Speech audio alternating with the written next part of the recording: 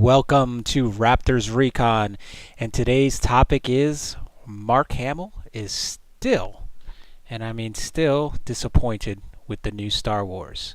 So let's get right into it here. Today's article comes to you from slashfilm.com, and I have the link below. The title is Mark Hamill once again expresses unhappiness with new Star Wars sequels. This is by Chris Evangelista. So let's get going. All right.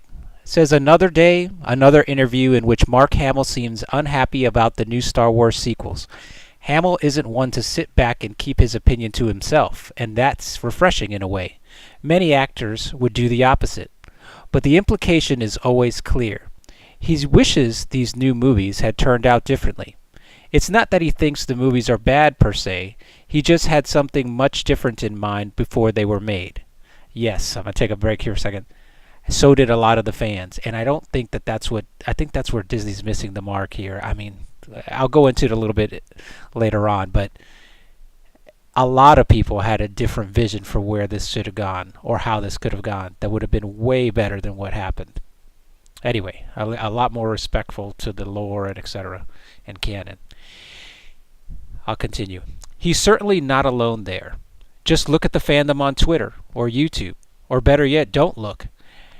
Hamill recently gave an interview about his new role on the show Nightfall, and sure enough, the subject of Star Wars came up. Whenever Mark Hamill does an interview about anything, the subject of Star Wars has to come up. How could it not? And when that happens, Hamill tends to wax frustratingly about the new sequels, The Force Awakens, The Last Jedi, and the upcoming still untitled Episode 9. While speaking with Den of Geek about his new role on the show Nightfall, Hamill opened up about his ongoing journey as Luke Skywalker. First, he kicked things off by clearing the air, saying that while he has complaints, it doesn't mean he hates the new Star Wars movie. Hey, just note to everyone, it's pretty common sense. When an actor says that, he's just trying to be nice. And if there's anything, Mark Hamill is trying to be respectful. Even in his critiques and things like that, he is respectful as he can be. But he is expressing his frustration. So let's continue. Here's the quote from Mark Hamill. I got myself into trouble. My problem was I wasn't dealing with social media back then. When you say something and it goes around the world in 24 hours. If I were to answer your questions on paper, I'd think, oh, that sounds a little strong, or I shouldn't say this. But I have a tendency just to talk and talk and talk, and you can cherry pick. You know, I'll be reading something and say, what moron said this? And then realize, oh, it's me. They can take selective comments you've made out of context and use it to support their argument. See, Mark hated Star Wars. Did I? He asks. Still, it really bugs Hamill that the new trilogy didn't feature a scene between himself, Harrison Ford, and Carrie Fisher. Ford's Han Solo was killed off in The Force Awakens, and Luke himself died in The Last Jedi. Fisher's Leia is still alive in the trilogy and will be appearing in Episode 9 via archival footage, but the actress herself died in 2016. May she rest in peace. Hamill also felt disappointed that Luke had nothing to do in The Force Awakens, and then died in The Last Jedi. While his character is returning in some capacity for Episode 9, the actor can't help but feel cheated. That's very telling words. Here's Mark Hamill's quote. I just thought, Luke's never going to see his best friend again, Hamill said. I said that it was a big mistake that those three people would never reunite in any way. Luke, Han, and Leia will never be together again, and I'll probably never get to work with Harrison again. Then, the second thing was that they killed me off. I thought, oh, okay, you should push my death off to the last one. That's what I was hoping when I came back. No cameos and a run of the trilogy contract. Did I get any of those things? Because as far as I'm concerned, the end of 7 is really the beginning of 8. I got one movie. They totally hornswoggled me. All right, so that's what Mark Hamill's saying. He basically, I mean, if you look at it, he got shafted.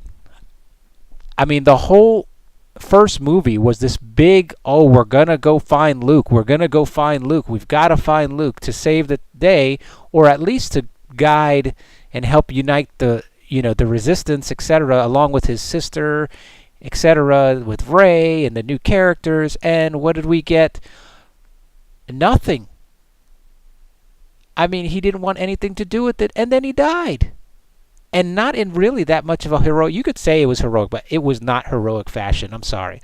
I don't want to get on a rant on that, but let me tell you, that was a punk way. I mean, and his experience on the with Rey, and he was sucking teta milk from a freaking sea cow. I mean, it just was. It's disgusting, and like just they trashed his character completely.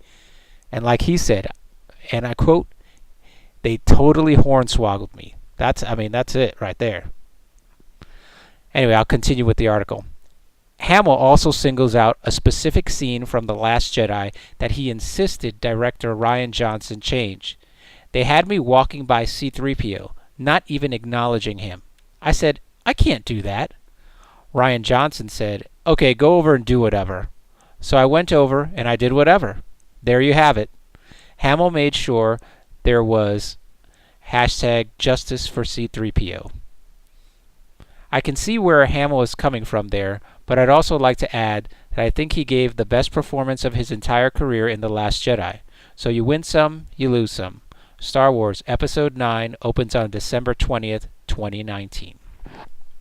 So what do you think about this article? What do you think about Mark Hamill's comments?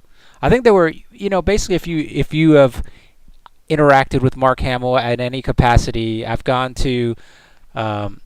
went to Celebration Europe in Germany, and it was pretty awesome. I got to meet him out there. My family got to meet him. It was a really great experience. He spent time with us. He talked to us. Even though there's that rush of everybody who's waiting in line to, either take a picture or get an autograph or whatnot. And he basically talked to each and every member of my family. And you can tell, he genuinely loves the fans. He loves the fans. He loves the opportunity that he's had, and he's with Star Wars, and he loves sharing that experience with the fans, with the people. That's what's important. So I think he has a good grasp on what his character should have been, and I do think it's kind of it's like Disney's has this man, you cannot fail project placed in their lap, and they somehow, through their own hubris or whatever you want to, they failed. It's like, you go on a mission, you have a 90% chance that you're going to be successful. There's only a 10% chance that you're not going to be successful. How is it that they got the 10%? It's incredible. You had Carrie Fisher, you had Harrison Ford, you had Mark Hamill. They could have met in The Force Awakens. That's what the heck? Even if it was in a flashback, J.J. Abrams failed there. That should have happened. And then you had the travesty of The Last Jedi, where Hamill's out of the picture because of The Force Awakens, and now you have basically Luke Skywalker and Leia, and he basically is a force projection interaction, and that's about it. And they basically trash Luke's character and then kill him off in the most unceremonious of ways. And I get it. You give up the ghost. Obi-Wan, he did that, yes. Did he do that? He did it with purpose, though. Obi-Wan was standing there, facing off against his apprentice, his former apprentice, and his friend. He treated him, he felt like a brother to him. He was kind of a father figure, too, to Anakin, now Darth Vader. And what did Obi-Wan do? He looked at Luke, and he knew that Luke was the hope for the future, and he gave up the ghost there. There was a reason for that. But in the movie The Last Jedi, Luke just goes out like a punk. And look at his comments here. He's saying in so many words, and yes, he's doing, if you read into it a little bit here, when he says, oh, they can take selective comments you've made out of context and use it to support their argument, that's just CYA. Okay? He's just trying to keep, the Disney taskmasters happy. I mean, really. And not completely trash this last one. But this is telling. If he's saying that he is still disappointed with this and he feels like he was tricked into this, he was hornswoggled, he was tricked into this, all his expectations going into this were subverted. All right? I think that's telling. I have a bad feeling about this when it comes to episode 9, let me tell you. And I mean, I don't know if you guys want to boycott or not. I'm not really calling for it. I say it's your personal choice. I know what I'm doing, and I spend money where I feel like my voice is heard and it's something that I enjoy. I'm not going to go to a restaurant that I don't like the food and buy their food just because. Okay? I'm not that hungry. There's other restaurants out there. Even though I love it, okay, I'm not going to eat swill and pay my hard-earned money and support that or support any other nonsense.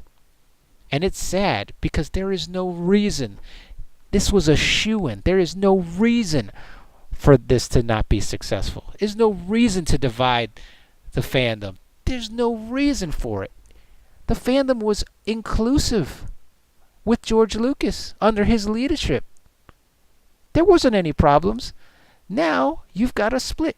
I mean, I've been a fan of Star Wars since I was a kid. Since I first saw it in the movie theater with my dad. Okay, and cheered as a little kid, tiny kid, toddler basically, and I got up and cheered when the Death Star blew up. I mean, and I have been a fan ever since. And this is the only period of time I have ever had a sense of distaste or disgust with what's gone on. It's tough. It's tough. Rogue One, I give that one a pass. I like that movie. The Force Awakens, if you take it by itself, and if it kind of progressed in what seemed as a logical progression, I can deal with the parts that I didn't like in The Force Awakens. I can deal with that. But The Last Jedi was just nonsense. And then the full-on onslaught of Attack of the Fans, that just was the icing on the cake.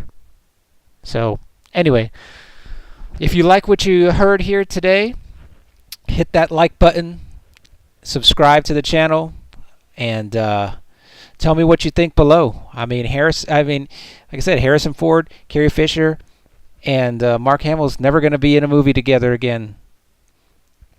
Mark Hamill thinks he basically got gypped. I agree. What do you think? Anyway, take it easy. May the Force be with you.